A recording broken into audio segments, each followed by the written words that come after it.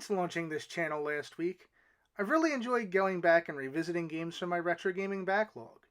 It's something I've rarely had a chance to do, as most of my gaming time over the past decade or so has been spent reviewing new releases alongside tight embargoes. Anyone who knows me knows that classic gaming is where my heart is, and it's meant the world to me to be able to showcase games from some of my favorite hardware like the Neo Geo and the Sega Genesis. In today's episode of Super Neo Mega, I'll be looking at Saint Sword for the Sega Genesis. Published by Taito and developed by Cyclone Systems, it's one of those fantasy side-scrolling action games that were super popular in the late 80s and early 90s. You play as Macress, the last of the shape-shifting race of Titans, on a quest to defeat the evil sorcerer Gorgon. Your journey will take you across 7 stages as you explore a variety of treacherous environments, slay mystical creatures, and collect their magic relics. As fantasy folk tend to do, Macress wields a sword. Tapping the B button unleashes a slash. It's a bit slow and can be tough to get the timing down, as the long swing duration leaves you vulnerable, but eventually you get used to it.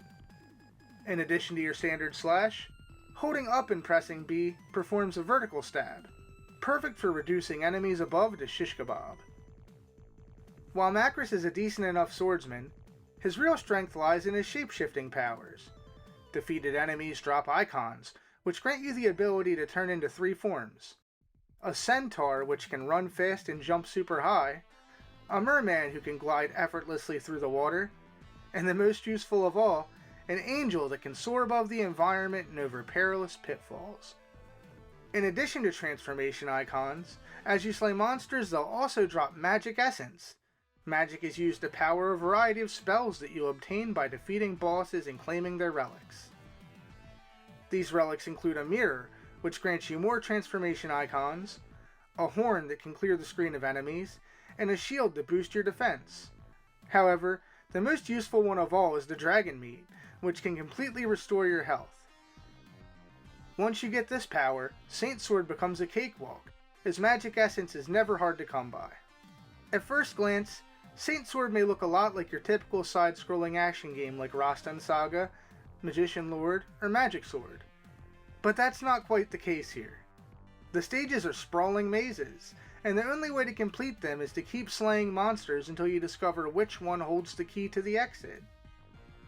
The thing is, the game doesn't give you any hints as to which beastie possesses the key. That said, you'll just need to explore the world and keep slaying every common creature in your path until you find it. Usually, this isn't an issue, so long as you're thorough. However, occasionally you may have problems getting the enemy with a key to spawn.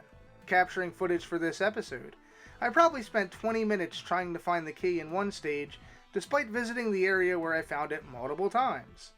Moments like this can be very frustrating, and make Saint Sword feel like a slog. Thankfully, they're few and far between, but when it happens, damn is it annoying. As for the stages themselves, there's a nice variety on display here.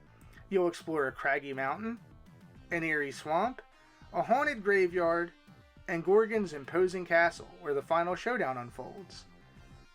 Though they're mostly static, they all look cool, especially for such an early Genesis release. The stages aren't the only thing that look good in Saint Sword, however.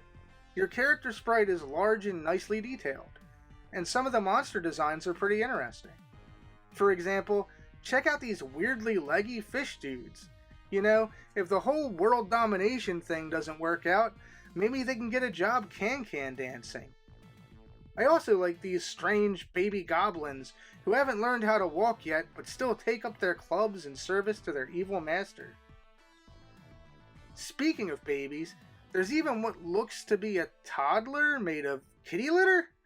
Talk about an eclectic bunch. As much as I enjoyed revisiting Saint Sword for this episode, the game isn't without its share of problems. The most glaring one is the hit detection. I can't mince words here. It's freaking terrible. Your hitbox is oversized, which ensures you'll take plenty of cheap damage on your journey to Gorgon's castle. See this corridor full of spikes? Well, good luck getting through that unscathed, that is, without the help of your angel form, because it's not going to happen. As bad as the hit detection is for your human form, It's even worse when you're a centaur. God help you if the enemy jumps into your hitbox, because there's nothing you can do to get them out aside from running like hell. It's so bad that I seldom use the centaur form. It felt like a four-legged death trap.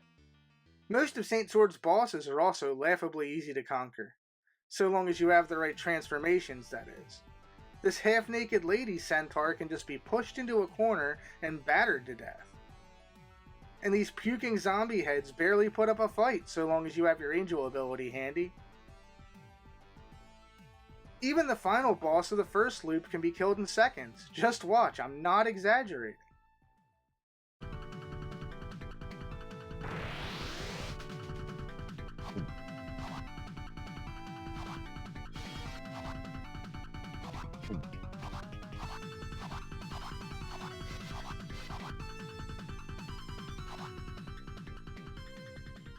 The first loop, you ask? That's right. Much like Capcom's Ghouls and Ghosts, after beating the boss, you'll be sent back to the first stage to do it all over again before you can see the true ending. This second loop is more challenging, and the stages have a different color palette, so at least they're not that boring to come back to. Thankfully, the game features passwords, so you don't have to play through the whole thing again in a single sitting. I'm happy I got to revisit Saint Sword for this episode. After all, it's a game that rarely gets mentioned these days, but I think it's a solid effort from Taito and Cyclone Systems. Sure, its collision detection is busted, and many of the bosses are a breeze, but regardless of these problems, it still manages to be a good time. If you're a fan of fantasy side-scrollers like Rastan, Kadash, ActRaiser, and Magician Lord, I think it's worth checking out. It's super cheap, too. The complete copy will set you back about $20. So if Saint Sword sounds like something you'd be into, you certainly won't be breaking the bank to give it a shot. That's all for me today. As always, I want to thank you guys for stopping by and checking out the video. I love sharing my experience with the games I grew up with.